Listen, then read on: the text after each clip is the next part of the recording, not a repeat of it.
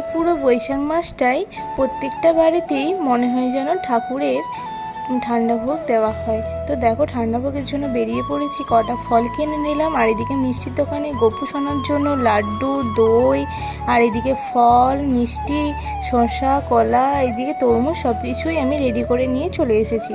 তো দেখো মাও এইদিকে হাত লাগিয়ে পড়েছে আর আমি ওইদিকে হাত লাগিয়েছি। তো দেখো খুব সুন্দরভাবে আমি গোপু সোনার জন্য শরবতটা বানাচ্ছি, বেলের শরবত দই দিয়ে, গুড় দিয়ে আর বেল দিয়ে ঠান্ডা জল দিয়ে ভালো করে বানাচ্ছি। আর এদিকে ছোলা ভিজানো ছিল, আর এদিকে মা সব ফলগুলো ভালোভাবে কেটে নিল।